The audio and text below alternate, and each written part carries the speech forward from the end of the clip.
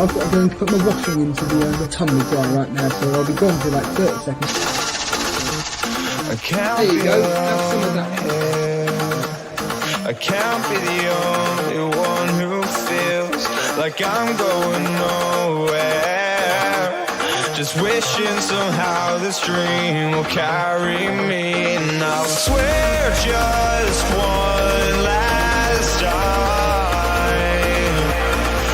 They say the world is yours, so I'ma make it mine. 'Cause nothing is stopping you. You could set the world on fire. Nothing is stopping you. And if I go out, I'll go out screaming. It's all or nothing. It's all or nothing. It's all or nothing.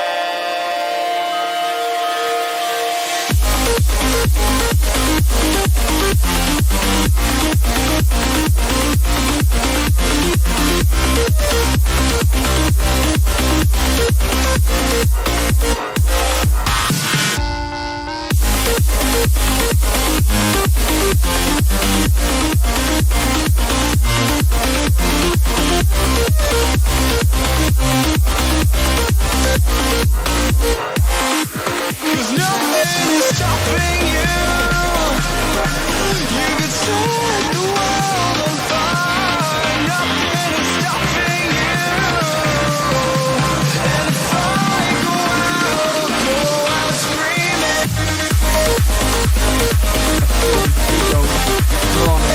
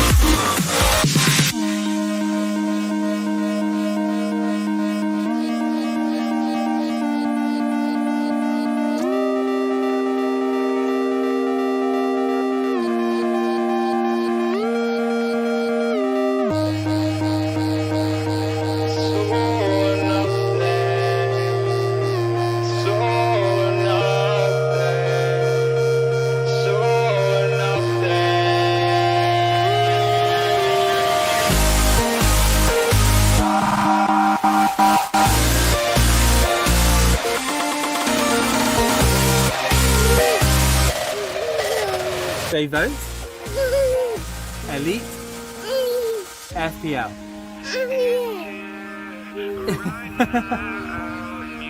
And the gold award. This is the one. Elite FPL. Well done. Big shout out to you, man.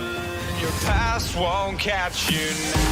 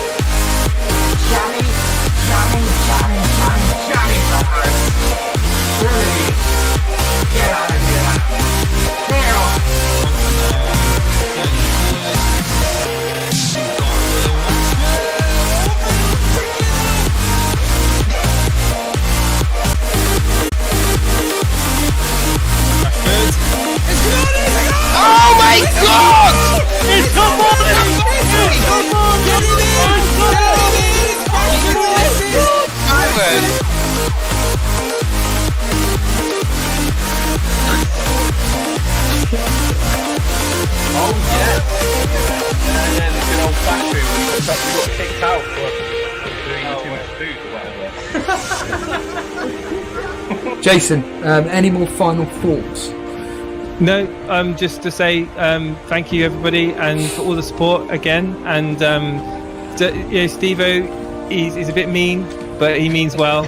And I'm not going to rise to the occasion. He can bash my team as much as he wants, but I don't care. It just makes me stronger.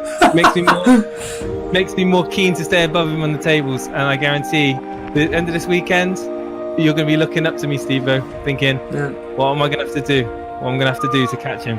See you later, dude. Exactly. Cheers. Cheers, Jason. Thank you so much. There was our co-host, Jason, there, bragging.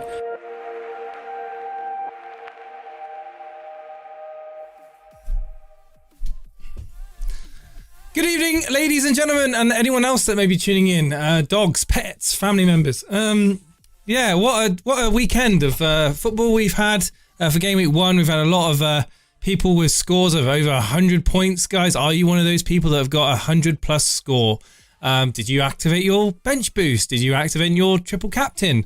I've seen people that have triple captain Ben Rama, and it's paid off, so to speak. We obviously had the Salah haul. We had the Bruno Fernandes haul. It's been a great week for a lot of people.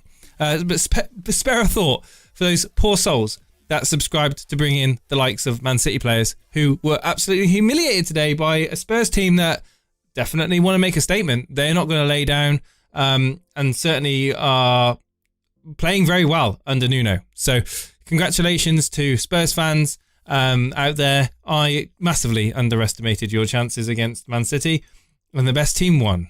Absolutely. Hello to everyone in the chat. Let's say hello to the people that we have tuned in right now. Let me just get the chat up. We have got... Why is it all the way over there? Makes life harder for me.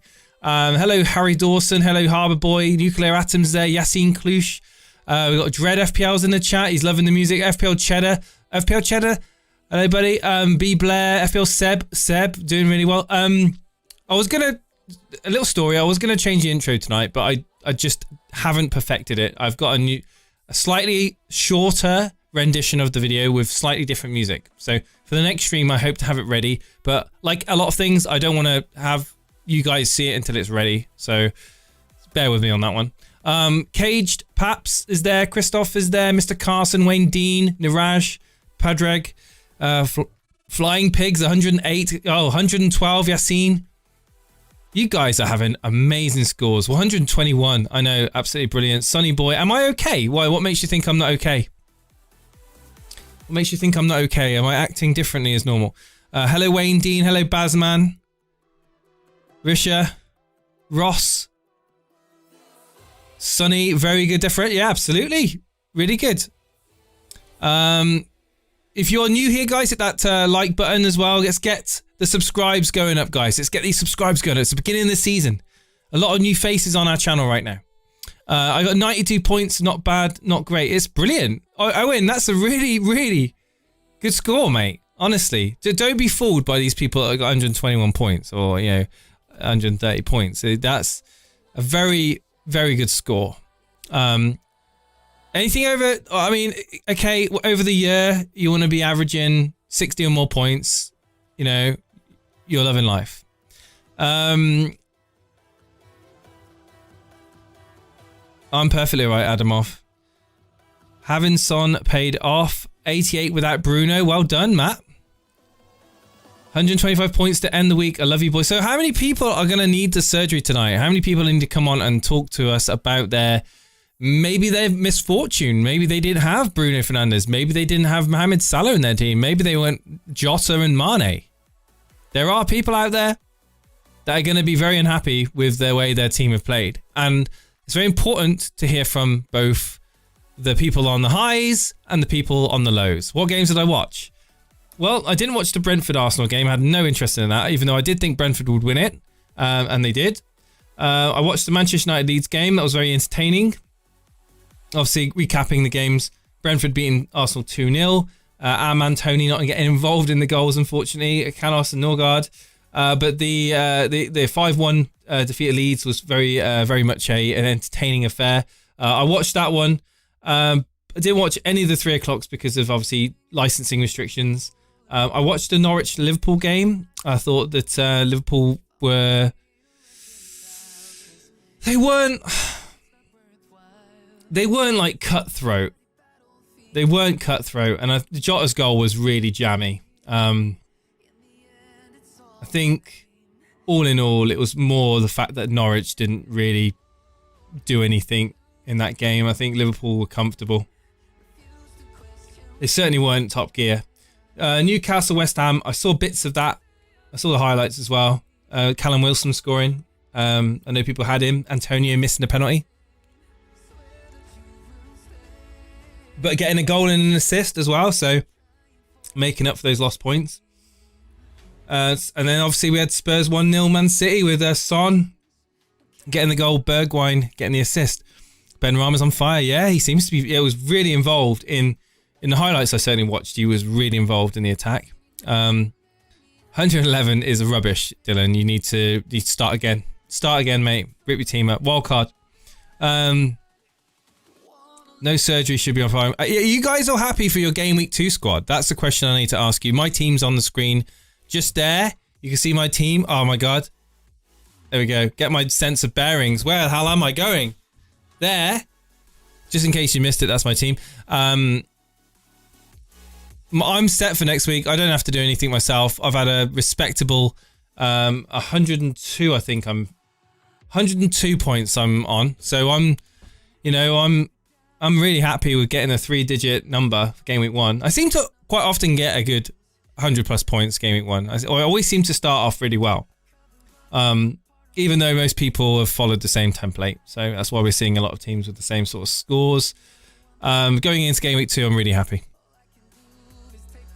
Steve-O got 100 and... No, he didn't. He got 97. And I'm currently second in the Torbay Elite. Behind Paris Saint-Germain, who got 114. But let's talk quickly about the... quickly make mention of the Rivals League to touch on it before we get some callers on. Remember, guys, callers on tonight. Get yourself in the Discord. What's Discord, you might ask? Well, Discord is a free app that you can use on your phone, your tablet or PC. Get in and talk about all things FPL in the text channels. We'll come on voice, talk to other FPL managers. We've got Firetog in there at the moment talking to the guys in the waiting room. He's going to let me know who's ready to bring on next. We're going to structure and organise tonight, guys. So yeah, if you want to chat to me about your weekend and what happened in your FPL team and what you're planning to do with it, get yourself in the waiting room and we'll have a little chat. So in the Rivals League, top 3, we have got pending moderation, which is now... Right, okay. Patrick Manali, whose team name I'm not going to talk about, but he is currently top with 122 points. He played his triple captain on Ben Rama. Triple captain Ben Rama. His vice was on Fernandez. So going into that game, I bet he was really praying that Ben Rama would pull out the goods. And he did. Got a double-digit haul. 122 points. No one really that stands out other than Ben Rama and Son in that team. Everyone else is pretty much standard template players. We've then got FPL Seb, who's having an absolute barnstorm of a game week as well. 121 points. He also played his triple captain. And FPL Seb played his triple captain on Fernandez, getting a whopping 60 points this week just from him. Other notable mentions were Mason Greenwood, 8 points. Salah, 17 points. As expected, Antonio. Danny Ings with 7 points. And that's pretty much where his points came from. Disappointingly, it's defense of Digne and Cash not really doing anything there. And Tony as well, as we all know about. Pretty lackluster. Then we got Champagne Supernovas. Jack Lee in 3rd place, 117 points. Let me just get this up on the screen because you guys want to know what I'm talking about, right?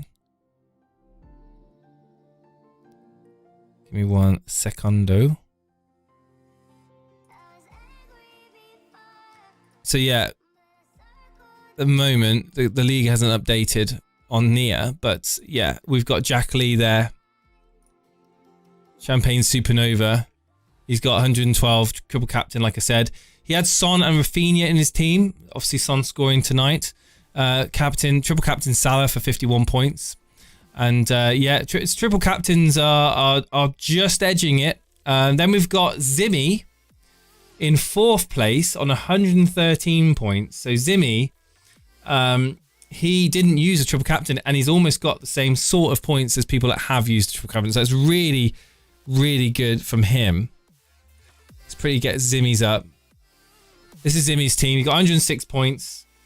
Sanchez in goal. White, Shaw getting 1 point apiece, and he has Samiskas. Here we go. Son, Salah, Fernandez, and Ben Rama in that midfield. Look at that power midfield, guys. Look at that. Absolutely amazing midfield. Calvert-Lewin as well, and his attack. Pretty much, wow, 9 8 out of his 11 are returning him points this week. Apart from his defense, that's literally defense and goalkeeper. Everyone else has done wonders for him. So yeah, Calvert-Lewin, Ings, Antonio, Benrahma, Fernandez, Salah, brilliant from him. And then we'll go into the fifth and sixth place. We've got Declan Fried Rice, Nick Treadwell, he really did well last year. Let's get Nick Treadwell's team up.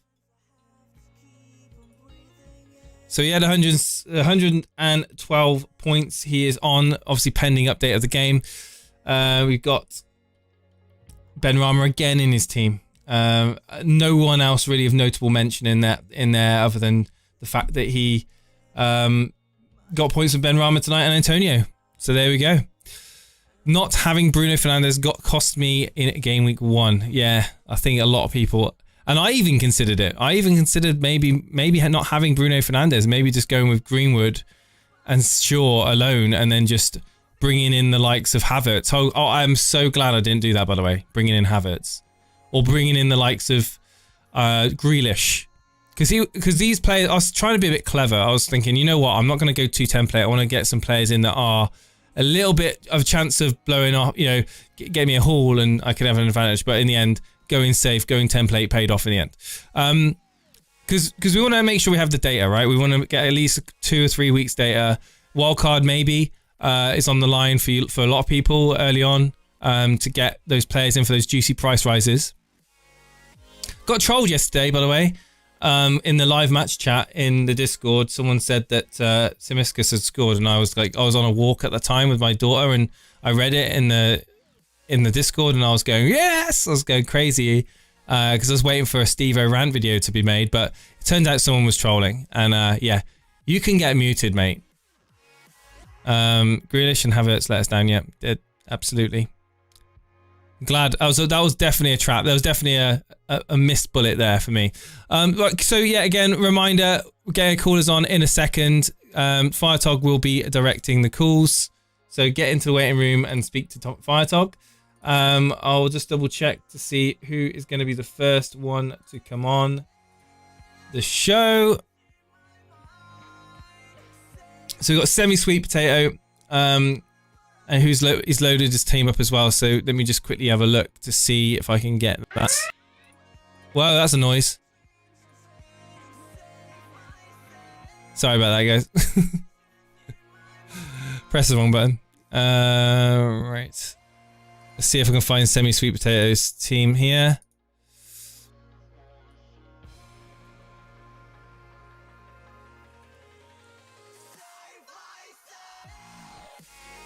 We need a proper surgery on teams. I think a lot of people are pretty happy with their teams, right? I think the people here are bragging. A lot of braggers right now. We got some paint job going on here. All right, here we go. Semi-Sweet Potato.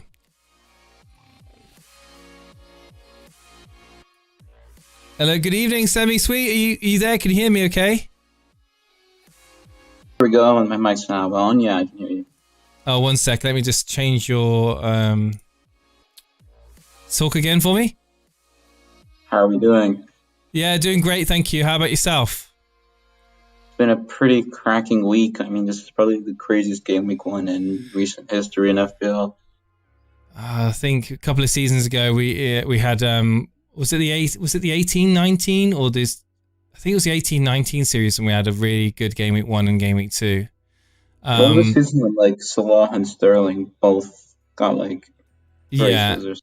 And it was the season that Trent Alexander-Arnold as well was doing bits as well. Yeah. I'm just answering a question. Pogba, is he a one-game wonder? I wouldn't be laying I wouldn't be laying my hope on him, put it that way. But if you're looking for a punt, then it's worth giving him a go. Like if he's able to perform like that on a regular, that's the problem, right? He's not being able to perform like that on a consistent basis. So on evidence in the past, I wouldn't be so quick to go on him now. And he's not going to be. I don't think he's going to be playing in such an advanced position, or all the way through the season. I think obviously Sancho settling in and Cavani coming back in. I think that I think it may be a bit of a knee jerk. Semi-sweet, how did you do this week? I see you've put +3 on Antonio. What's your score? So that's 93 points overall after the Antonio bonus. I am really happy with that. I think that puts me just inside the top million, which is really good for the first week. It's crazy, right? 93 points puts you just inside the top 1 million. Like, it's mental, isn't it? Yeah, Live FPL said 900 something K. Yeah. I don't disagree. I just find it crazy that the cap is so high up. Obviously, there's a lot of people that have used chips.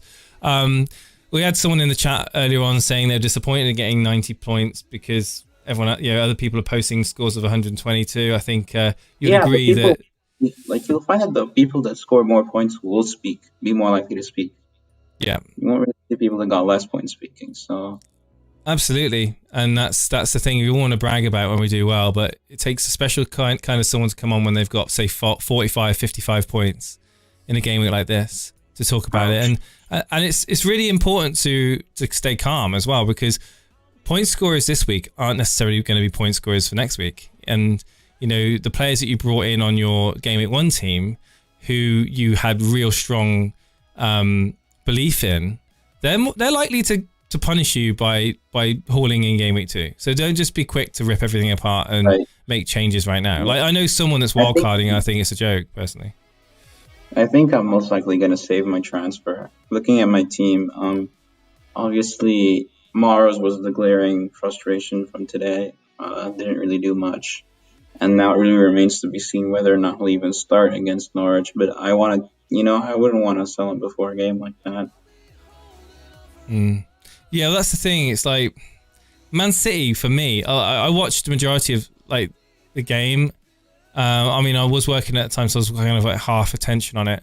But for me, they just didn't look like they had the threat. Like, I was a little bit worried from the Community Shield as well. They didn't even look up to it there, but you can never really doubt attacking quality. You could argue they've got the creativity, right? They've got the flair, they've got the creativity, but they haven't got that one person that scares. Like, I would say that really scares centre halves that can be a presence in that box to take the ball, do wonders with it. Even with the way Aguero used to just be a poacher, and be there and get in front of his man and finish the ball. He was a must-have. Yeah, and that's the thing. That's why I think Cavani's going to get so many goals, because he's a master of turning defenders and getting his foot in front of a defender, or stooping his head down to head it in. And that's the sort of player that City need to obviously take over the mantle of Aguero. And do you think where are they going to get him from besides just Spurs themselves? I know. It's very interesting to see what happens to Man City, because I think from that showing, they are really, really they're lacking that clinical finisher that is just going to feed on those balls in from the left and the right.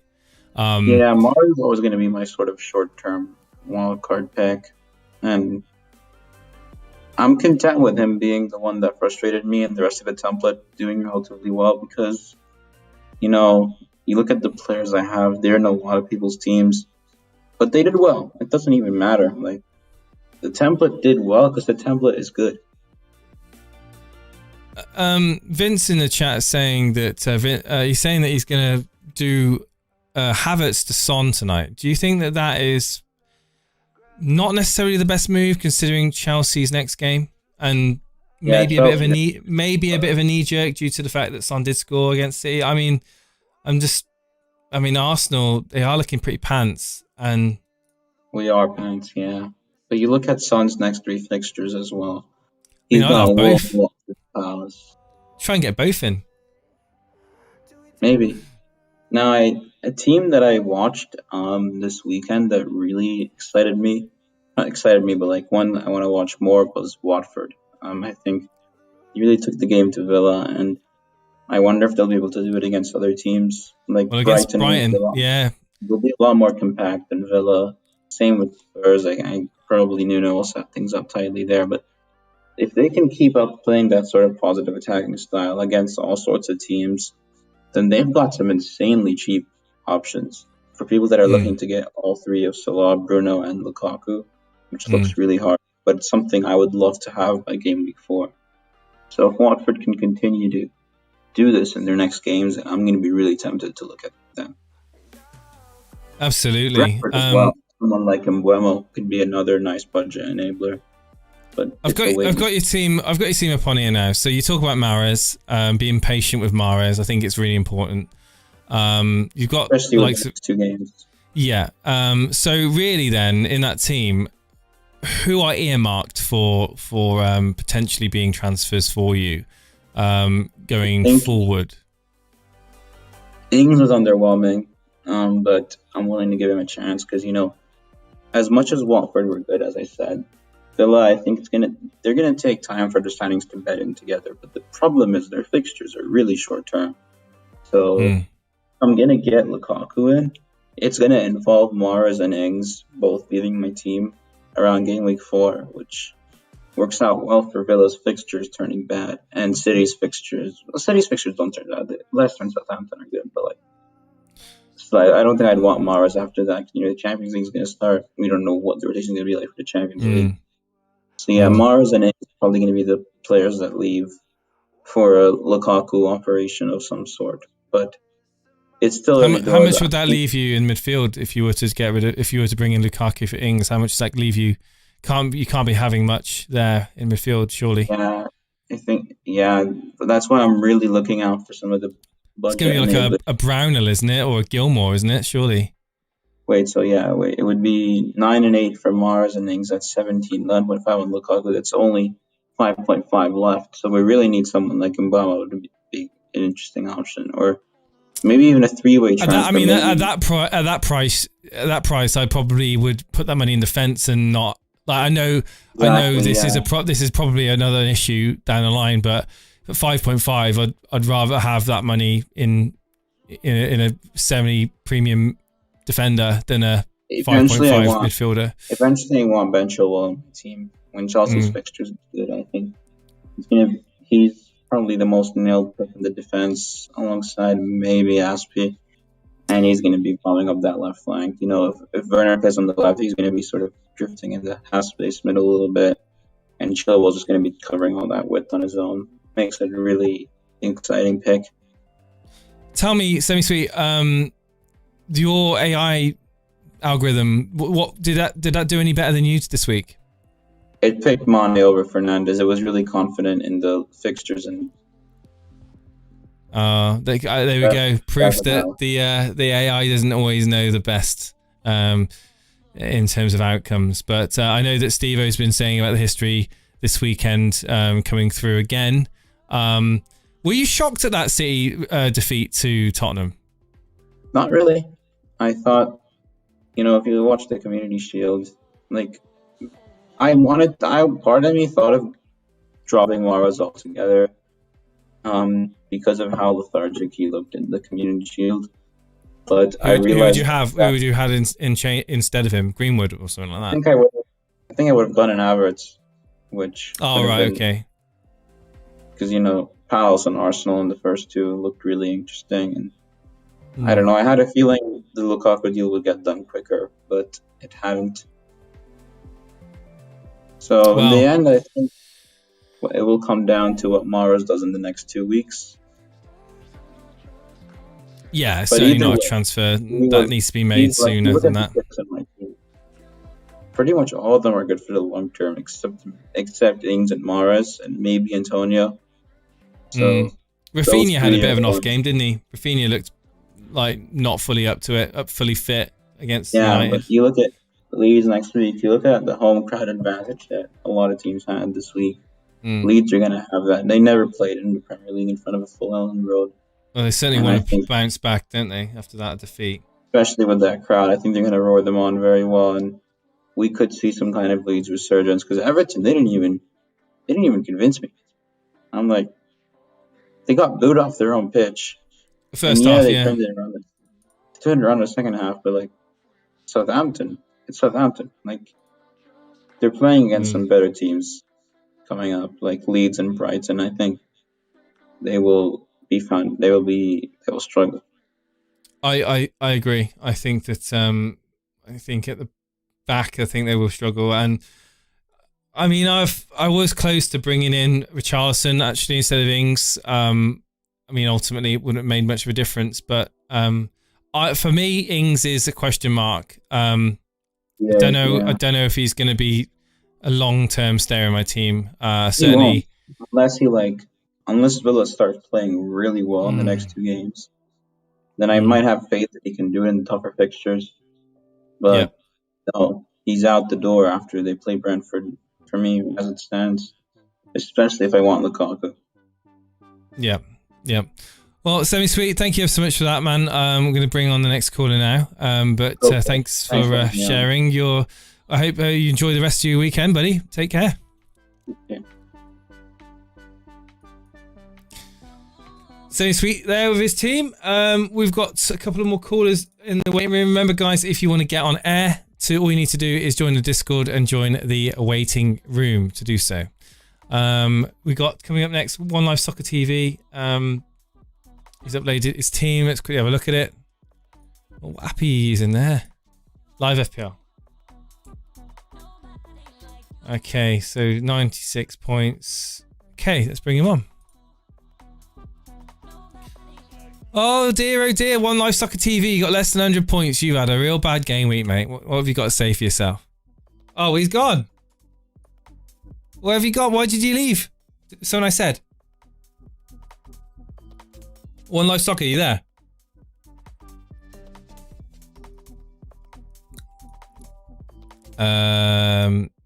Hello?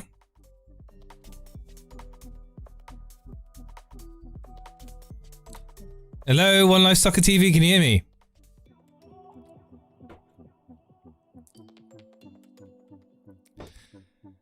Oh dear. Technical problems. We'll try and get you on shortly. Let's move on to Michael.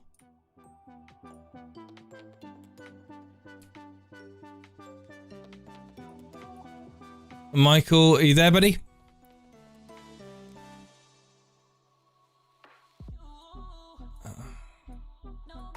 Michael, are you there, buddy?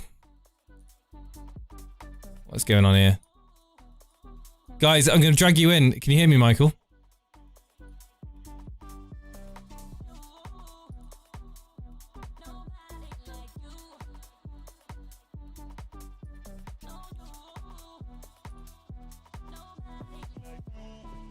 Hello, Michael. Can you hear me? Hello. Hey, we finally got it working. Good stuff. Good stuff.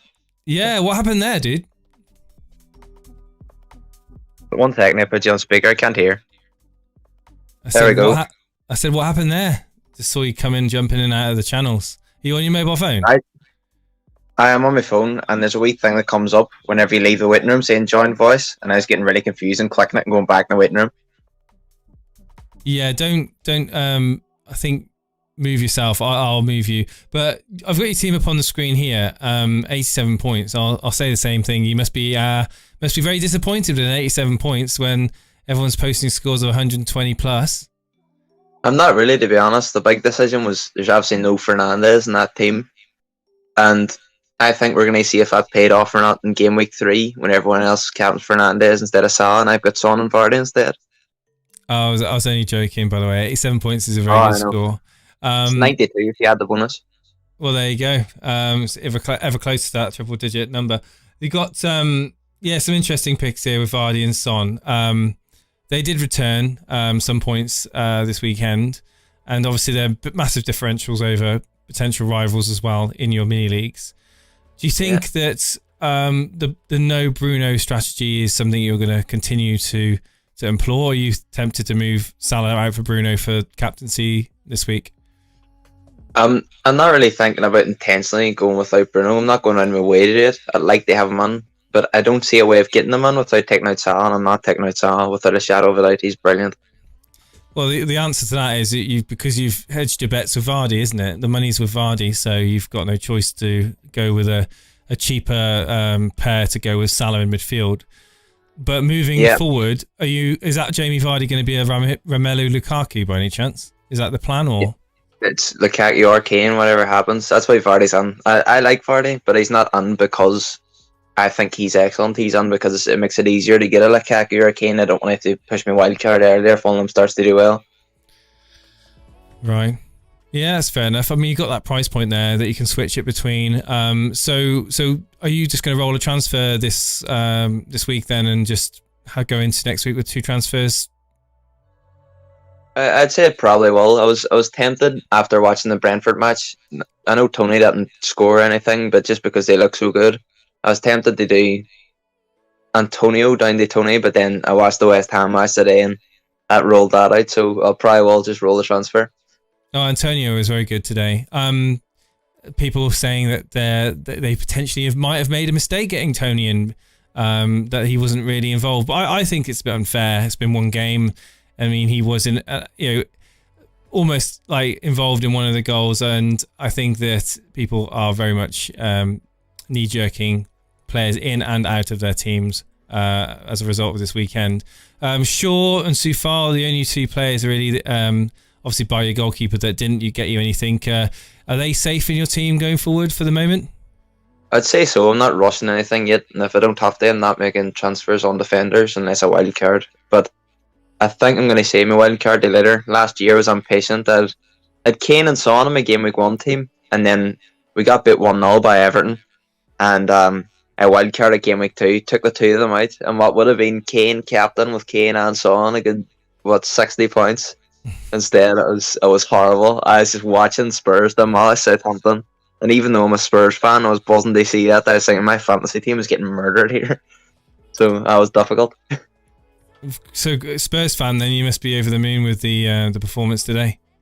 Oh, that was excellent. That was absolutely excellent, and you can tell that I didn't think it was going to happen because you look on the bench. There's a certain Jafet Tanganga.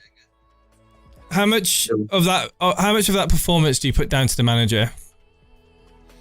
I put a lot of it down to the manager because a lot of people who aren't as informed on Spurs because they don't support them, obviously, were saying Nuno normally plays a 5 at the back and it's going to be very defensive and all this kind of stuff. But it was agreed with Levy because after all the disappointment with Mourinho playing boring football, that we have to play attacking football. So it's more pressing attacking football like Nuno had whenever he was manager, I think it was Valencia.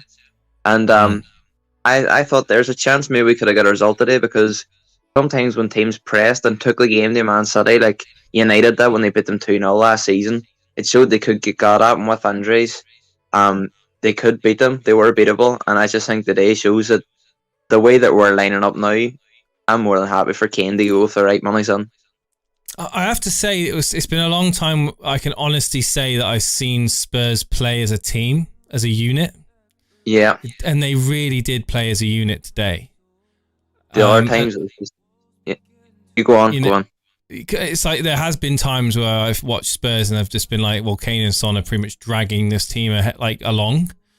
And the other teammates just haven't been stepping up. But I was very impressed with Lucas Moura today. I think Lucas Moura was my favourite player on the field to watch. And I think he puts in so much effort. He's got speed all the way through the game. He never stopped running. He's just so good. He's just so quick, and he's not afraid to take on 3 or 4 men. Like I think Son's the best player that everyone thinks is the best player in our team without a shadow of a doubt, and you can see why. But you could see Son was a bit sheepish whenever he had to take on a player, and he was turning back, and he ruined a couple of counter-attacks. Lucas Moura keeps his head down and keeps running, and that's why I love to watch.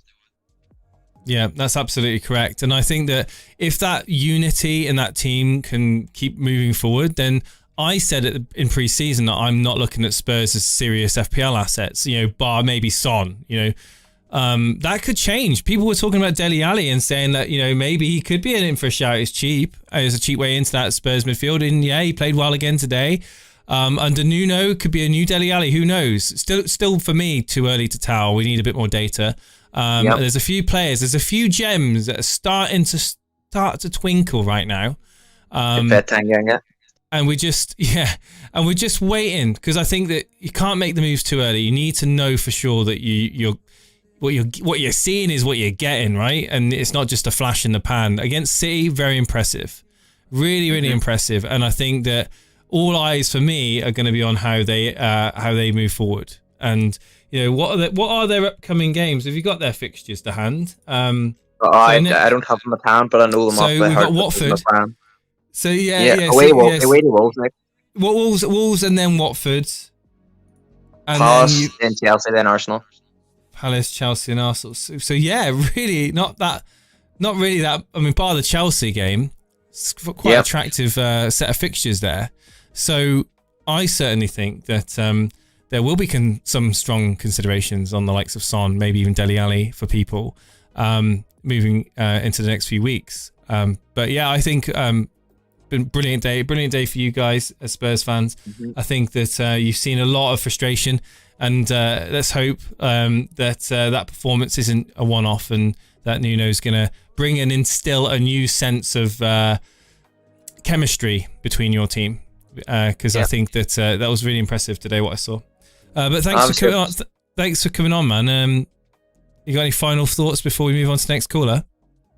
No, all I was going to ask you is obviously a great day watching my team. How do you feel watching United absolutely whitewash Leeds?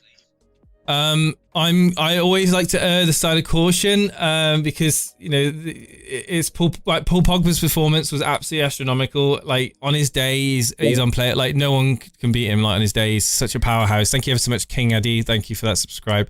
I think that happy Paul Pogba playing like that, like we could beat anyone. Like I really do, with Bruno Fernandes in the midfield as well. I think that really impressed with Fred McTominay.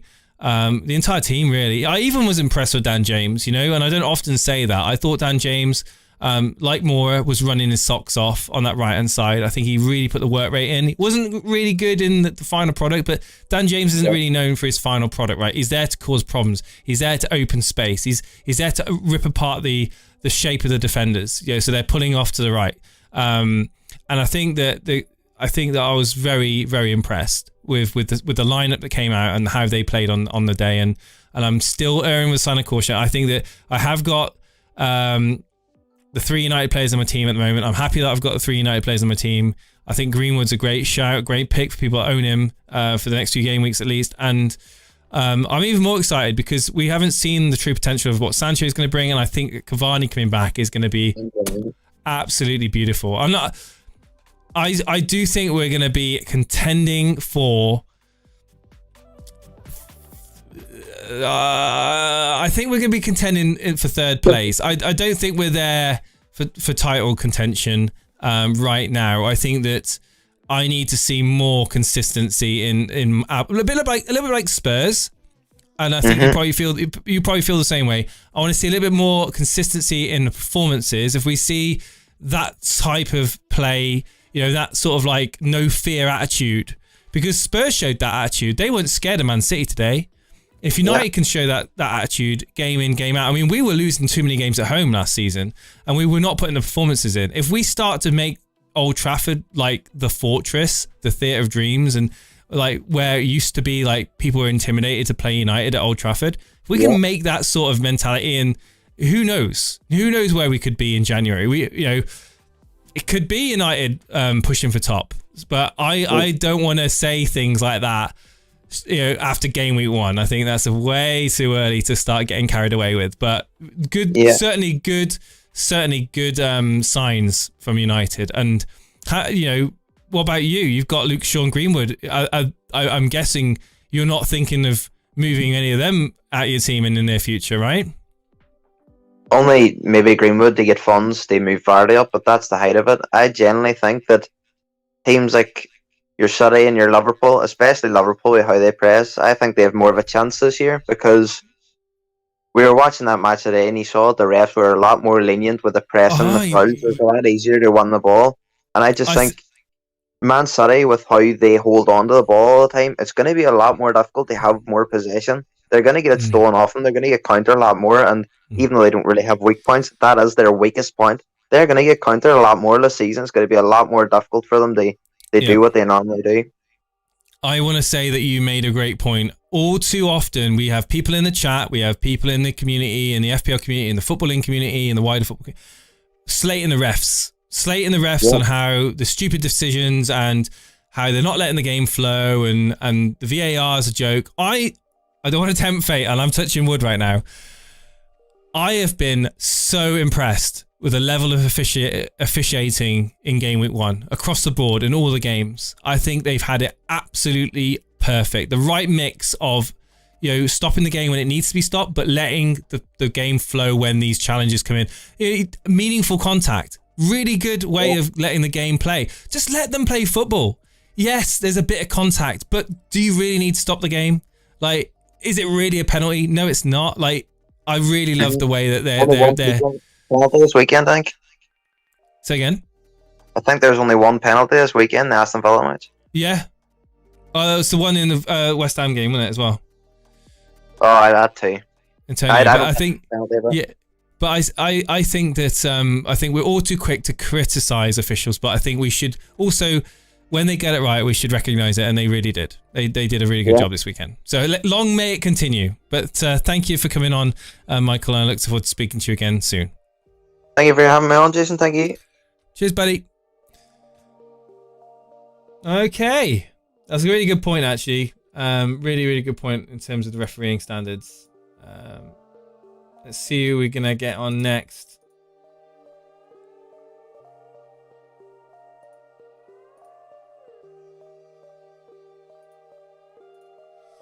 Okay, well, we'll try One Life Soccer TV again.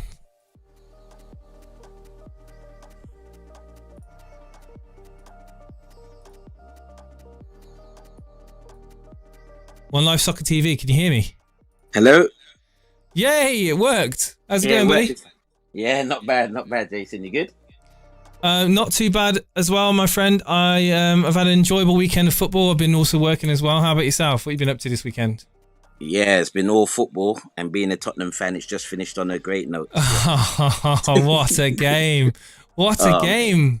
What a difference. What a difference a manager makes, right? The fans just being back in and there. the fans, the atmosphere, and a more positive Tottenham performance. I tell you what, there's one player that's not getting any mention, but he made a massive difference today, and that's Skip. Skip. Yeah. Skip. I'll tell you what, he's picking up the ball. He's just ticking us over. He didn't put a foot wrong today, I thought, and we had a lot of confidence playing with him just sitting in the front of the back four. So amazing. Are you like for me? Are you looking to wait and see future performances before making decisions to bring in Spurs players into your FPL team? Yeah, I wasn't the only one I was interested in, to be honest with you, was Son. And I don't know if you got my team up. I have, yeah. Yeah, if you got my team up, if you see the structure that I've managed to get, I've got 3 heavyweight premiums. You do. Yeah. So one of those, when I think the time's right, will go to Son. It's got to be Mane to Son, isn't it? It's got to be. Yeah. Probably game week 3. I'm looking at that potential because we're at home to Watford. I think game week 3. Yeah. Oh, we got Rad in the chat. I just read it now. I do read you guys' message in the chat, just because I got callers on. I just want to call it out now. Rad in the chat he's saying to me, this is Jammy Git Rad, ready? Jammy Git Rad says, Jason in chat, Veltman didn't play for me today in the back 3 and Ayling was on my bench in the slot. So yeah, well, you'll get him on. You Jammy Git. But yeah, happy with your score. 96 points, didn't quite reach the 100, but are you happy with it? Yeah, 96 points. To be honest, the only decision that's irking me a bit was Barnes. Barnes was Ben Rama. Right. And I just felt that 7 points. Wolves pre-season, they were playing quite a high line, so I thought the pacing behind Wolves would cause them a problem. That would have took you over 100 points if you had Ben Rama in. Exactly. Sanchez, obviously, you don't get him in just for one game week, though, do you? Who's that, Barnes? No, I didn't. I didn't, but I'm saying I did have Ben Rama in that spot, so it was a real little toss up between. Yeah, but it still could average itself out over the coming weeks. I mean, I still think that I think Leicester have got goals in them, and I think Barnes will be heavily involved in that. Will be involved. So it's again, it's one of those, isn't it? You know, it'll probably end up averaging itself out over the next 2 or 3 weeks. Exactly. Looking at your team, other than Mane, mate, what are you going to do with Mane? Well, you said about moving him to Son. Yeah. I just wanted to play, you know, when Tsimikas and Amati sort of became available, I just thought, you know what would happen if I could save all the money? Wow. Clever. And not go Trent and just see if I could get another premium in. So that was the thought process behind it. And so let's say, for example, it becomes clear KDB is going to play against Norwich. I can then just switch Mane to KDB. I just think it gives me flexibility to have a premium as a differential for a while. Well, KDB didn't look quite at it. He's not fully match fit. He's not speed. Exactly. But if you're looking to weight, I'm just using that as an example. Yeah. Like for me, I think Chelsea, the ownership of Chelsea players is non-existent, and I think Lukaku is. I agree with Steve-O. I think that it's going to be an absolute dream, I think, to own Lukaku. That the amount of chances he's going to get, the amount of like balls he's going to get fired into him from that Chelsea midfield. It's a bit like Cavani. Yeah. Like, I wouldn't be surprised if we fast forwarded it to my first wildcard and I wouldn't be surprised if I had Cavani and Lukaku in my team. Yeah, exactly. Like, I had Cavani with a 4-4-2 or something. Yeah, exactly. If Cavani had come back from the Copa America in time, you know, I think a lot more people would have him in their teams anyway. Yeah, definitely. I think the like for me, a lot of people go for the cheaper or the cheaper options in attack. You know, the likes of Tony, the likes of Wilson, and all that jazz. But I think that it might be a bit of a switch, like a bit of a switch in the template, or maybe a switch in mentality over the next few weeks of maybe trying to push towards getting at least one of those, you know, 10 plus million heavy hitters up front in their team. I think that we might see that. But yeah, dude, have you got any other final questions or thoughts about your team or anything else about this game week before we move on to the next caller? Yeah, no, to be honest, as I say, it's quite happy. My original plan was to roll a transfer, so I'd have 2 game week free. Unless, of course, if Man City had battered Tottenham today and looked really, really, really sharp, then I would have said, you know what, I need a Man City player for Norwich. But after what I saw today, I'm not in a rush to go City, to be honest. So I don't think you need to make any transfers at all. I think your team looks healthy enough the way it is. I think you're just maybe thinking of doing a transfer for transfer's sake. You know, exactly. Sometimes people do that. They go, "Oh, I've got a transfer. Who can I spend, or not spend, but who can I bring into my team?" You know, I think that sometimes people can just make the mistake of just hitting that transfer button ahead of time. And I think rolling a transfer right now, if you've got the ability to just sit on your team and roll it, I mean, Mane's next game, it's a nice one, isn't it? So at home to Burnley, yeah. Mm-hmm. So yeah, it's a nice game. So I think, you know, keep hold of him, knowing the way things pan out, it'll be his turn to get the goals. You never know. So are you going to be captain in Bruno next week, or are you going to go in Salah again? Nah, I think what I did take from this weekend was I thought the fans really pushed the home teams along. So I think having a Liverpool player, I do like Bruno. I do like the thought of Bruno against Southampton, but United played well last year away. I don't know. I think for me it's Bruno. I'm happy to go with Bruno, but yeah, I mean, Burnley are going to be real compact against Liverpool, and it wouldn't surprise me if it's only like a 1 or maybe a 2 goal. Yeah, I don't think it's going to be a bit of like anything like we saw this weekend. However, Steve-O might have different thoughts. We'll have to get his gauge on his reaction. He'll be the pessimist. He'll be the pessimist. Be like, all right, Dyche shall have him set on the counter, and it'll be, if we're lucky, we might grab a goal. If not, we'll be playing for a 0-0. Yeah. Cheddar, no, Steve-O's asleep. He works. Starts early in the morning. So, but what a very strange thing to ask in the chat. Yeah. Weird. Move on to the next caller. Thank you ever so much, One Life. Cheers, buddy. No problem, Jason. Cheers, bye. Cheers. Right, the next one on tonight is Vince. Vince the Man Chapman. Vince the Man Chapman, are you there, buddy? Hello. Hello, mate. How's it going? How's it going, dude? Can you hear me? Yeah, I How's can it hear you going? fine. Yeah, not too bad, thanks. Amazing Good weekend? game week. Fantastic. Yeah, absolutely incredibly good game week. Capped it off really well with Ben Rama in your team, getting you those 12 points. Yes. What do you have to say about owning Havertz? I toyed with the option. Is it purely, it was always a risk? Surely it was always a risk. He played 120 minutes in Europe. Was he going to start? It was always that risk, wasn't it? But it was just that fixture, wasn't it, that you kind of looked at and you thought, oh, it'd be nice and juicy to get Havertz in for that Palace fixture. Well, actually, I came on, I think, the show before and I had triple Chelsea. Don't know if I showed my team then, but I had Havertz, two other ones anyway. And then I just had to, as soon as Ziyech got injured. You had triple Chelsea? I don't remember that. So Ziyech and Werner. Thank God I changed that. Oh, right. I think I vaguely remember that now. Oh, no, I didn't. I changed it after. I started with Cavani. No, but you came on and spoke about it, didn't you? Someone else up top. No, not on that team. But yeah, I think I talked about it. Yeah, sure. Right. Okay. So and then that game happened, and then I had to change all the tactics, but I kept Havertz. I just thought he'd play because I thought he'd be the fittest one because he played 120 minutes. That was my logic. Right. So really, this surgery for you is all about stick or twist with the likes of Havertz, maybe with Danny Ings. You're not going to be moving out Soufal in the near future. I think that this team, for that next game for Chelsea, I think you won't be moving out Havertz. Am I right in saying that you're going to roll a transfer? If you just check the screenshots, I just posted something now. Oh, yeah. Havertz to Son. And you can do that, can you, for Son, free I've done transfer?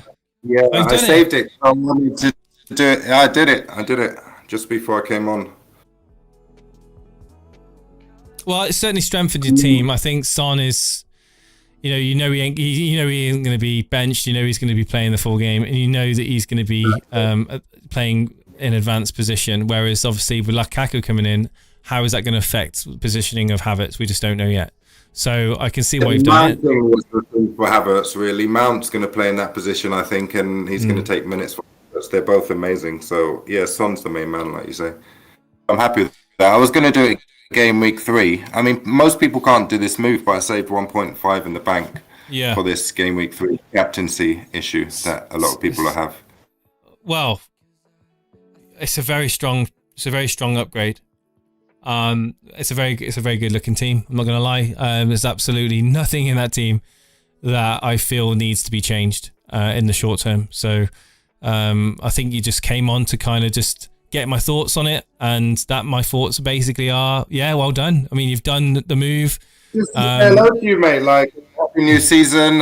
It's glad to have you guys back. And I mean, everyone's had an amazing game week, I assume, except people who have captained Mane and gone without one of the two heavy hitters, Salah or Bruno. Even the players that had the real sort of average week, or maybe below average week, have finished off okay, because the likes of Benrahma or Antonio or Wilson have come back and done the goods for them today. So everyone. So a lot of people have still got sort of like 75, 85 points that aren't shooting up past 100. So it's not a million miles behind, really. And I think people that are looking at teams that have triple captained, for example, they need to really sort of think, actually, you've got your opportunity to get your own back later on in the season on a double game week or something like that. So, looking at that, absolutely banging team. On your bench, quickly talk about your bench. Amati, who's that? Livra? I would have been 100 points if I just did Amati in for Kufal. That was 100 points there. Well, you should have known better, man. You should have known better, right? No, I thought they would all concede. I thought I had Shaw in before. I thought he's going to concede. and then Kufal, Heath. I thought he'd concede to Wilson anyway. Absolutely. I think that pretty much sums up the. Anything else you want to ask before we move on to the next call? Pleasure. Have a good night. We'll finally finish it at United. Are they the real deal, or was that just a flash in the pan performance from Paul Pogba that kind of gave us a? I was talking to Evo the just on the show before about Pogba and saying he's a good option. I thought it was 6.5, but 7.5, and wow. Amazing. Some of the passes and some of the through balls and just the eyes in the back of his head. So once he's got runners... He made it look so easy, didn't he? He made it look really, really easy the way he did it. And the best players can do that. Bruno, and then, even Mata can play those sort of balls. But if you've got the runner and you know that he should make the run into the space you're going to play the ball, whereas he didn't really have runners before, and Greenwood was making these Cavani runs now. I know. So Greenwood's game's gone up now, and his movement looks incredible. So I was so impressed with Greenwood. I was impressed with a lot of United players on Saturday, but I was really impressed with Greenwood. The goal. I mean, taking away the other goals were fantastic as well. All the goals were fantastic, really. I mean, the ability to shoot on the angle, being pressed by a defender, and hit that inside post. It's all the 75,000 people as well in the crowd. You just don't see that very often. That ruthless, dead-eye aim that he seems to have. The best finisher, natural finisher that we've got. I would say even more of a natural finisher than Cavani. Cavani's a better poacher probably, but certainly Greenwood's given Solskjaer a lot to think about. Moving forward, when obviously the likes of Cavani's fully fit, Sancho's fully fit, where is he going to fit Greenwood in? When Rashford's fully fit, where's Rashford going to play? It's a lot of dynamic, and I love the fact that we've got that strength and depth. Where we can have them on the bench if needed to come on, and I think that's going to be that's going to be the difference. I think this season for us, and certainly I'm looking forward to Paul Pogba playing like that more often than him almost walking around or trudging around the field with his head like moping around. And it's like, we've seen it in the past. He just doesn't feel it. And, he plays so much better when he's happy. And let's hope he stays happy. But cheers, Vince. Thanks for coming on, buddy. No worries. Take it easy. See you later, buddy. Vince Chapman, everybody. Next up, we've got Michael. Another Michael. This time it's Michael W036. Good evening, Michael. How are you doing? Hi, how are you doing? I'm super. Thanks for asking. Yeah, I can hear you perfectly fine. Can you hear me okay? Yeah, I can hear you all right, yeah. 111 points this week. Very good. Very, very good indeed. I'm imagining that's putting you near the top of your mini league, right? Basically top 3 of all my friends and family mini leagues. So I'm very happy with that. Where are you from? UK? Ireland. Ireland. Have you called in before? I don't think I've recognised you. No, I haven't. No. Excellent. Thanks for coming on, man. I'm quite new to the channel as well. Started in the start of the start of the summer. Started watching and joined Discord and all. Cool. How did you find out about us, if you don't mind me asking? It was a Discord community tab thing. You search up FPL and it comes up. Oh wow, okay. That's the first time. That's the first time I've heard of someone finding the pod or the YouTube show through the Discord discovery, which is awesome. It's great to have. It's great to have you. I hope you enjoy being a part of the Discord. Yeah, definitely. It's very friendly at the moment, and it was one of the highly ranked. I think just after the official Premier League and FPL Discords. Yeah. So I gave a shot. Went in. It was very nice. Looking at your team here, I just think really you've come on today to talk about your team. I am assuming there can't be anything really in this team that you need to remedy. There's no players that have had a stinker. Tony, the guys in the chat were saying earlier on, he played man of the match performance. Just wasn't at the end of the day. He wasn't the one who scores the goals. He wasn't the one that got the last touch before the goal went in. So again, I don't think it's time to move him on. And obviously he plays a vital part in the balance, being able to afford the other players you've got on your team, the likes of Fernandez, Salah, Antonio, Ings, and such. So really, it's just a wait and see on Samiskas, isn't it? Really, like to see how long he's going to be playing in that back that defense for Liverpool, and also Benrahma looks absolutely exciting to watch, doesn't he? Yeah, definitely. Yeah, that was a very good game. I watched it. I was with the live chat on our Discord as well. Yeah, and when we were like 2-1 down, and everyone was saying West Ham mudded, sell Antonio, all of that, and then tables turned. And, it's nice. It's nice, isn't it, when that happens? When you can kind of rub their face in the mud. That's the sort of thing. That's the sort of thing that we like to kind of have on the channel and on the show and in the community, is that you have that rivalry going on between the guys in the mini leagues and the rivals in the rivals league, and there will be people that will be very much smiling after that game, because Benrahma was a shrewd pick. I like it. I mean, I picked Antonio, but I think going forward you'd be very happy with those two. Danny Ings, is he possibly doing enough for you to keep him in your team for that price, or is he earmarked for removal at some point? I think I might go him to Bamford or him to Jimenez in game week 3 or 4 in one of them, and Leeds and Wolves fixtures gets better, because I don't really see Danny Ings as a threat. Obviously, he had the pen. That was one of the only pens. No, Antonio had one. Okay, so there was only 2, and one of them was Ings, and And there's one little problem with my team. Not really a problem, maybe it's a benefit as well, that I have 1.5 mil in the bank to start with. So I was in the very start, I was planning to go Greenwood to Mahrez in game week 2, because 1.5 mil puts him up to that. But then looking at his performance today wasn't very convincing. Wow. Yeah, that's the thing. Shame we can't stretch it up to Son, really. No. But I think really Greenwood. I mean, your team, it doesn't need any changes. The best thing you can do with that team right now is just sit on it and just roll the transfer. Really? So I guess it's the fear of missing out of the Man City Norwich fixture. It just seems too good. It does. But who are you going to bring in? Who honestly are you going to think of bringing in? Like, name me a player. Who are you going to bring in?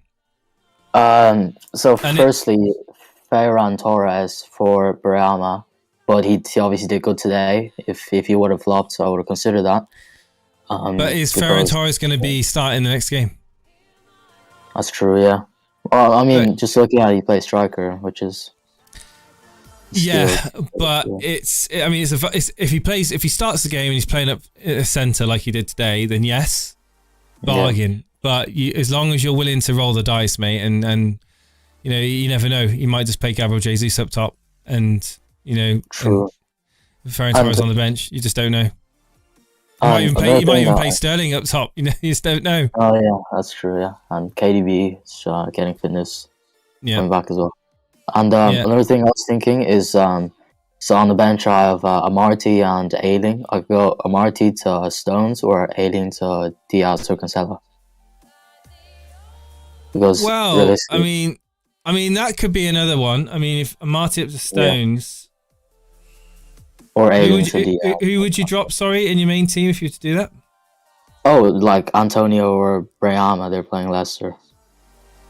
Ooh. Because I mean, I'm probably going to start Antonio's on pens and stuff. I mean, judging on the performance, it's going to be tough to drop Benrahma to the bench for a defender, I guess. Yeah. Do you really need to make the move? I personally think you don't need to do anything with that team. I just think that West Ham are showing quality. In attack, I think Leicester aren't the most beast of a defense out there. I think they will concede goals. I think that what's the fixtures after Norwich? Is it like really good, or what's City's fixtures after Norwich? Is it good or so? Yes, it is good. Well, City's fixtures are good anyway. I think we got Leicester, and then you've got Southampton in game week 5. Thank you so much for that's subscribed there. You got Southampton game week 5, Chelsea game week 6. Liverpool game week 7. So there are some tough ones coming up. But again, I think City are better off playing against the bigger teams, though. I think the smaller teams will frustrate them. I think the teams that sit back and counter them, and I think City will play better against the teams that will go at them, like the likes of Chelsea, likes of Liverpool, that will give space for their wingers to get in. Like today, Tottenham, they just played the game. They played the game quite tight at the back.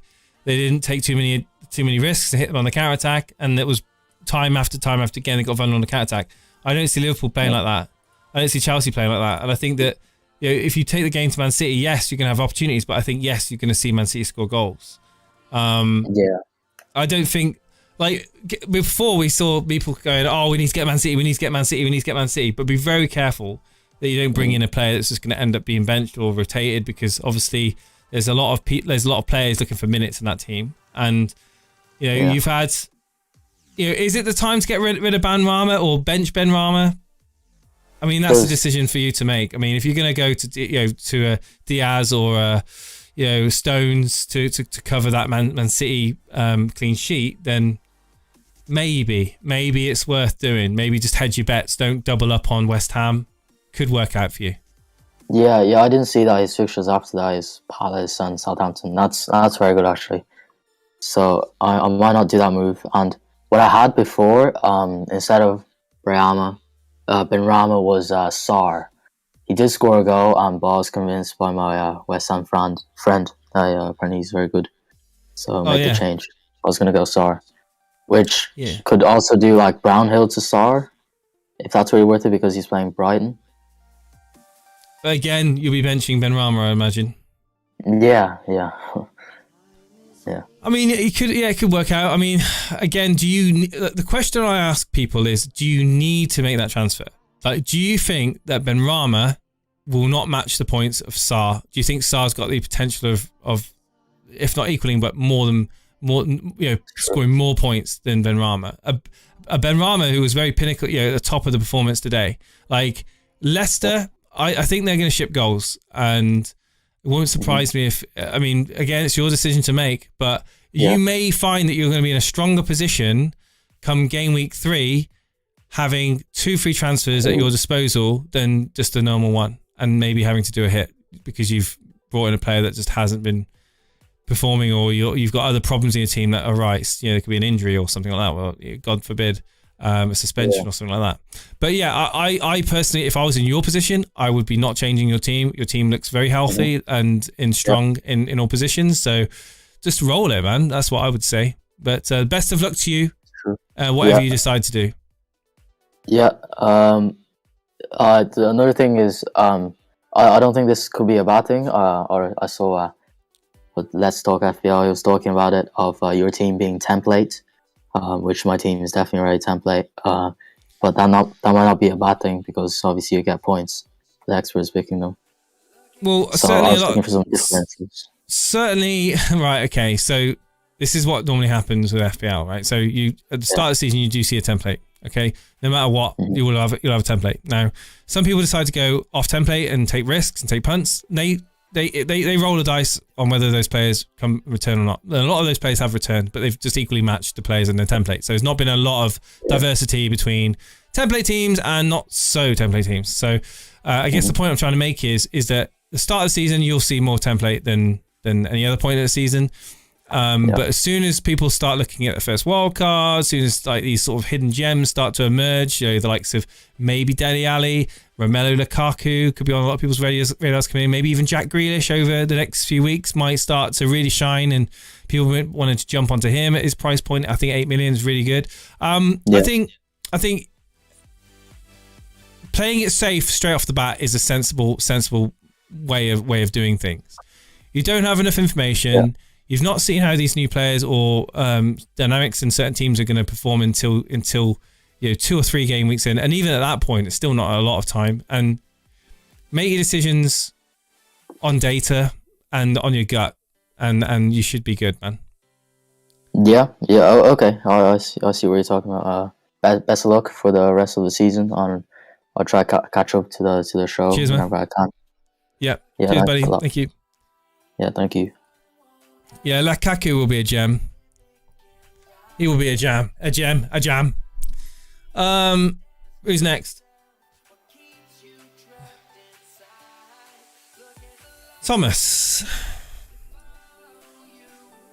Thank you for our talk. Thomas, you're up next, buddy. How you doing?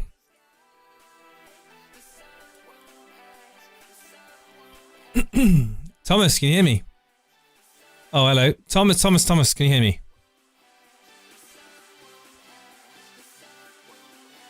Hello, Thomas. Hello, can you hear me? I can hear you fine. Can you hear me? Yeah, perfect. Brilliant. How you doing, buddy? I'm good, man. I'm good. How are you? Yeah, super. Thank you. First time calling in? Yeah, I've been like similar to the last guy. Like I've been watching. Well, like he joined through the Discord, but I just joined the Discord like literally half an hour ago. Oh, wicked. Yeah, I've been watching like a lot of the preseason streams, mainly just to try to get like better insight and like info to build my team. And yeah, I'm quite happy with my team. Like obviously, first week I think everyone's done well, but like yeah, it is good to get off to a decent start anyway. Well, yeah, we'd like to see teams on the Sunday Surgery that have had maybe a bit of a mare, a bit of a disaster, so we can talk through the thought processes of getting certain players in. Obviously, the one that stands out for me is Rafinha in that team. Obviously, yeah. you had Luke Shaw, you had Greenwood in your team, you had Bruno Fernandes in your team, and then you have Rafinha in your team. So I'm not quite sure what you were expecting from Luke Shaw. Maybe an attacking return and Rafinha to score. I don't know, but why did you go with Rafinha? I'm assuming you're going to answer me because of the fixtures coming up. It's not just for that one game week, right? Yeah, like 100%. I feel like with Rafinha, I know obviously this week Benrahma, I was never considering Benrahma anyway. So like I'm not going to look too much into that. If I was going to go anyone over Rafinha, it would have been Sarr. But Sarr's fixtures kind of turned good in game week 4, I'm pretty sure. Like they have Brighton next and then Spurs. So I thought Villa would be a lot better defensively. Like they were poor, and Sarr obviously gave Target like a terrible time. So yeah, I basically did pick Rafinha for the first like 4 or 5 because I feel like even though he didn't get anything against United, like he did miss a sitter. So I do back Leeds to score against like anyone pretty much. And yeah, I don't know. I feel like in the next 2 weeks anyway, against I think it's Everton and Burnley, I feel like he'll definitely at least match Benrahma or better him. What are you going to do in game week 4 when he's against Liverpool? Are you playing him or are you going to bench him? Because after that, it's green fixtures galore. After that, yeah. I'm not too sure, like whether you have like more info on this, but is there a possibility he will miss the game against Liverpool due to like Brazilian duty or something? Like I saw that like before the first game against Liverpool. Yeah. There might be actually a travel, being out in international duty. Depends on how far he has to go and travel and all that jazz. But there's a possibility. I don't know for certain. I don't have any more information on that. Don't know if anyone in the chat can share light on that. But there's a chance. But you've got Eiling on the bench that you can play in his stead, haven't you? At the very least. So. Yeah, exactly. I feel like against Liverpool. Yeah, I was gonna say I think I'll play Veltman that day. Yeah. That makes more sense. Yeah, so I do think Rafinha will score well in the next 2 weeks, and then if he is ready to play Liverpool, I probably will back him over a Veltman, say, because obviously there's a bigger upside. But yeah, if I can play him if he's away, I have no problem starting the defender instead.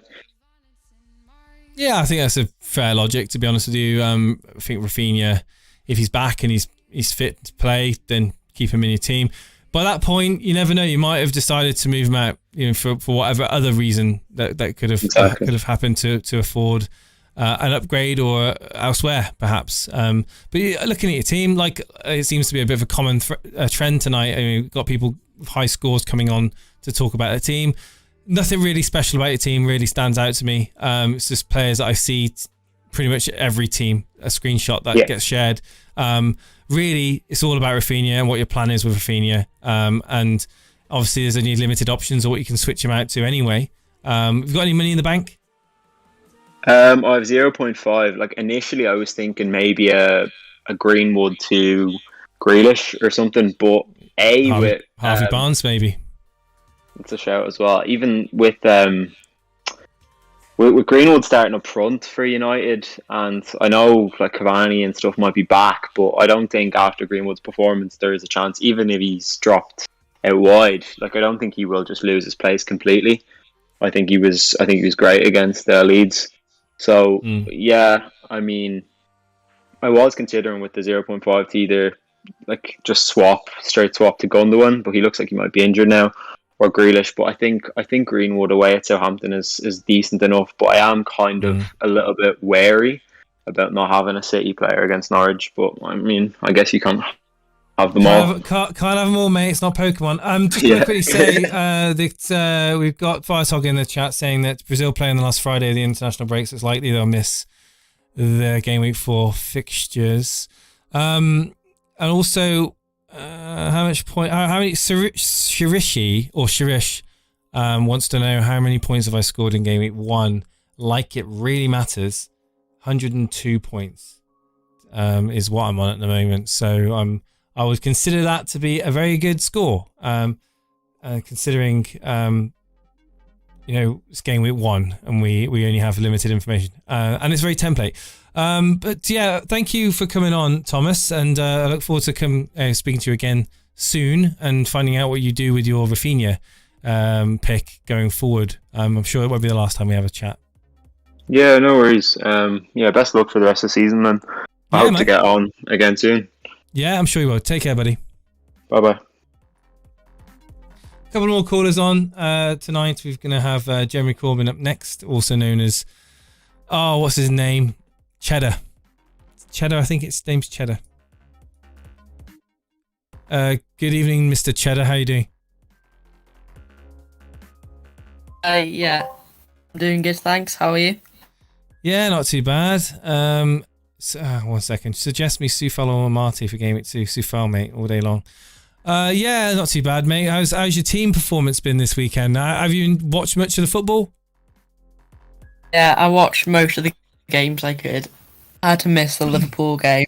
Apart from that, I watched all of them, so I'm happy this week. Yeah, I mean, it's been a good game for football. It's been a good game for the officiating. It's been a good game for FPL. It's been a generally good weekend. I think a lot of people are in good spirits and high moods for going into Game Week 2. And yourself, with Ferran Torres in your team, I bet you were really happy to see him start and play down the middle today for City, but they just didn't seem to have really the final product for him to latch onto, did they? They seemed pretty out of ideas for large spells of that game, and I think that was down to Spurs and how they prepared and set up. Yeah, Torres is my issue at the moment. I'm not sure what to do with him because lots of City players are coming back higher than they expected, like De Bruyne. And Torres, I watched it. I didn't think he did much. He had a decent XG. I think it was 0.7 or something. I'm just not sure he's going to play now week 2, which is only had him as a punt, but I'm not sure. Do you tend to look at the XG as a key statistic in making your decision of bringing in players and taking out players, or do you tend to use the eye test at all when it comes to really a bit of a mix? What would you say slightly more like in favour of which one? Probably eye test, I think.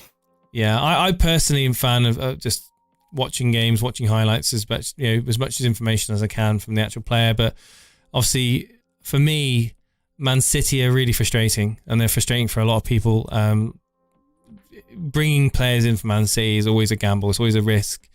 Ferran Torres, for the price, could be an absolute gem if he starts games and he's playing down the centre. However, if he's not getting the service, or they're just not, breaking teams down the same way as they've done in previous years, is it really worth having that headache of him potentially getting benched or just not putting in the performance? I like the fact you had Son.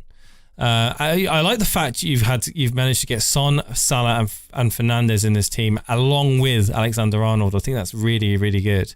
obviously the price you pay is the fact you had to drop a sort of mid price forward.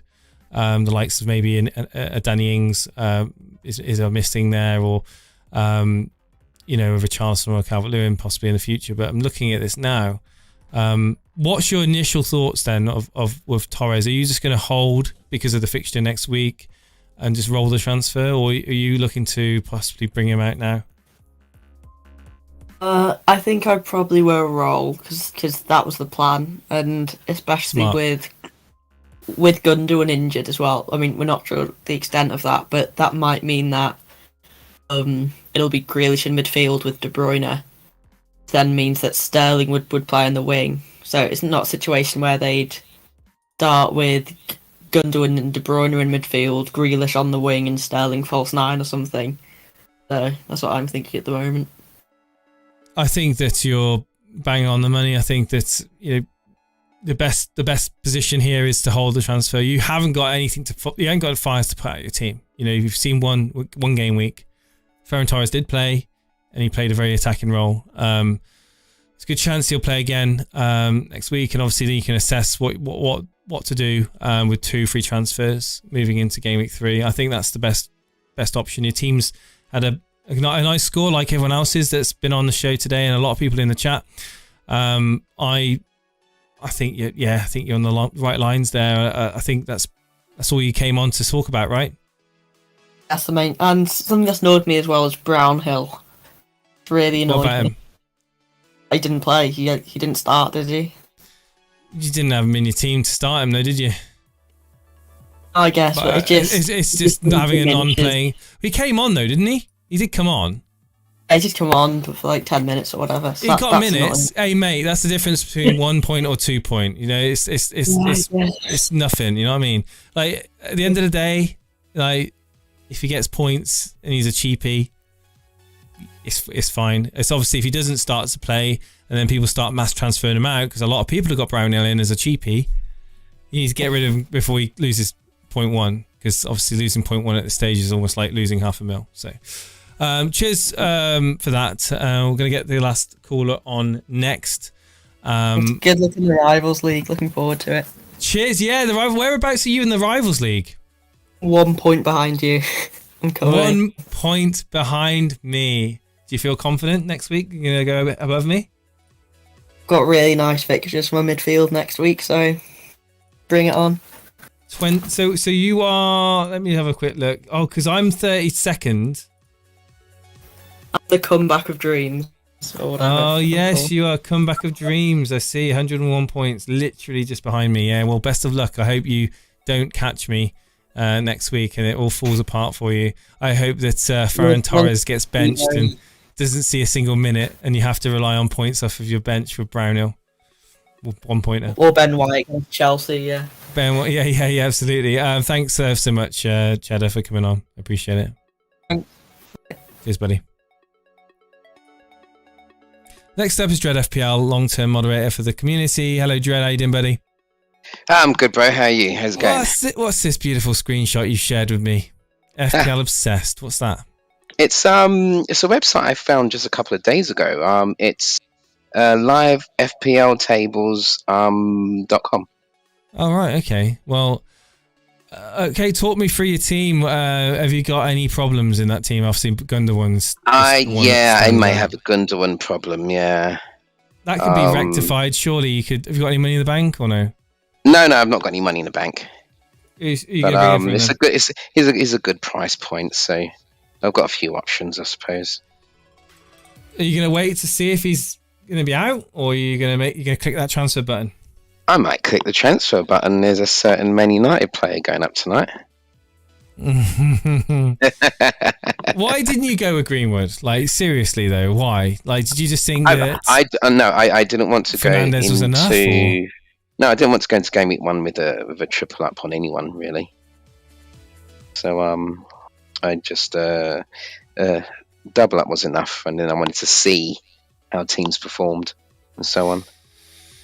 Yeah, again, what can I say? It's like I'm looking at very similar teams to tonight. Benrahma, Fernandez, obviously you've got Barnes in, Antonio Ings. You have got the 2 up instead of 3, but I like the midfield. I think Barnes, Benrahma, Salah, Fernandez, and then a Greenwood or a Gundogan is very strong.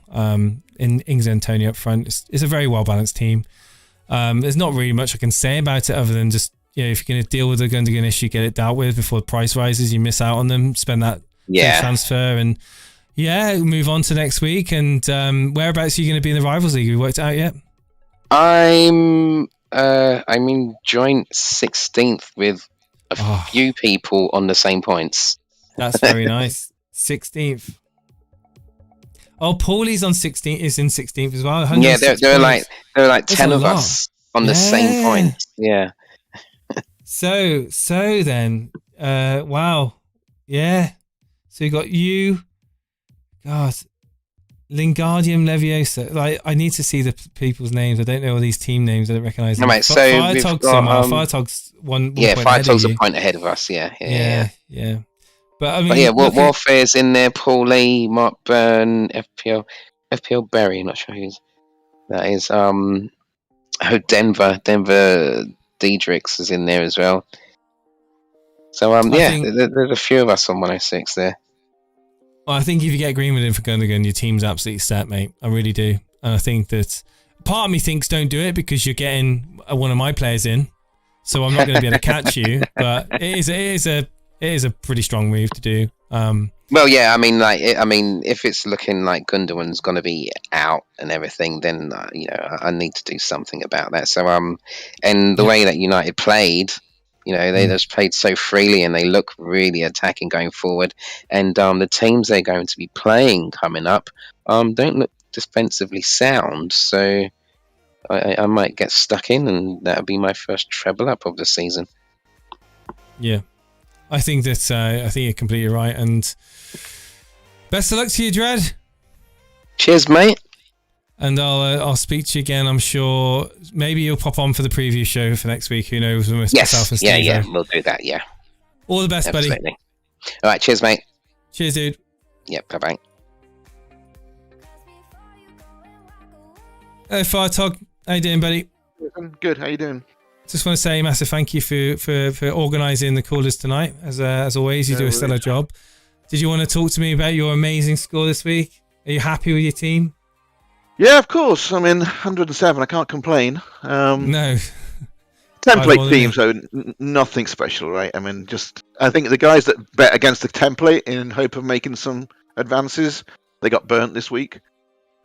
Especially Mane owners. Mane instead of Salah. God. Saw people doing that. Yeah. I thought, wow, your funeral, literally. But seriously, when it comes to you, I'm guessing you're just going to roll the transfer, right? Just going to Gameweek through 2 transfers. Most likely, I'm tempted to hit that Norwich fixture with the City, so potentially I could upgrade Jota to Grealish. I've got 0.5 in the bank. You're just tinkering at that point, aren't you? But like you said to the other guy, you know what? Something could happen next week where you get an injury and then you really wanted 2 transfers. Is Jota not going to play? There's a potential that Jota doesn't play. But I did say, I've been saying on Discord all week, the thing with Jota is you really bring him in for 6 weeks. You know he's not going to play every game, but you know that over the 6 weeks he's going to perform well. So you really hold him for 6 weeks, and you take 4 good weeks and 2 blanks potentially. And at the end of it, you assess, did he score more than an average of 5 points a week is what you really want from a £7 million player. So he got his 8 points this week. He's well on target for his average of 5. Ideally, I should keep hold of him and then have the pleasure of having 2 free transfers the week after, and then I can do a mini wildcard if I need to. I really don't see much wrong with it. I don't have Son for the Watford fixture, which is kind of what I wanted to get to. I had potentially planned on dropping Salah that week because they've got Chelsea and doing Salah to Son and then doing the hokey cokey back 2 weeks later. But after Salah's haul yesterday, it makes me wonder whether that would be a mistake to drop him. So that's kind of one of the other things I've got potentially planned. But yeah, I'm really happy. Certainly after my beginning of my season last year, which was, as you know, was horrendous. So anything respectable was happy with me. Did you kind of give up a little bit? Did you just think, right, I'm just going to start making like No, braver. I never gave up. I contemplated deleting my team. Maybe after 6 weeks. maybe not giving up, but maybe went a little bit off center when it came to your decision making. No. I went the opposite. I was a little off centre to start with. I went with 3 Liverpool defenders and no Salah. But the main thing last season was I didn't hit a captain for the first 6 weeks, so I had 24 points from my captain after 6 weeks. I've got 34 this. I've got 10 more points this week from my captain than I had after 6 weeks last season. And there weren't bad captaincies. It was Bruno, Salah, and Kane. And I just missed them, and KDB, and I missed every one of them. By 1 week, probably, as well. Yes, by 1 week. The following week, they all hauled. It's one of those things. Timing, So, no, I didn't. I actually went the opposite. I went back to template. I wildcarded game week 6 and got 24 points that week. And then after that, I had a blinder for the next 32 weeks. I was kind of roundabout averaging the same as the top 10k, and I moved up from 5.8 million to 180k. So it was all good after the first 6 weeks. It was just a horrendous way to start, and the rest of the season was just a horrible grind that I wouldn't ever want to do again. So this year, 107, well happy. It's only one game week though, right? We could have 20 points next week. Who knows? You take each game week with a pinch of salt. You can't get too elated for 1 week. Oh yeah. Everyone's feet will be on the ground next week when it's 35 points average. Exactly. Don't you worry about that. You got to be level-headed. Yeah, I'm gonna leave it there. Fartog, thank you guys so much, and speak to you again very soon. Thank you again for your help. Thank you to all the callers that have come on. Cheers, mate. Thanks to all the callers that have come on today and talked to us. And look out for the maybe there'll be a breakfast show stream in the next few days next week with Steve-O, but we'll be back again for the preview Friday at 6 o'clock. Join us then, and all the best.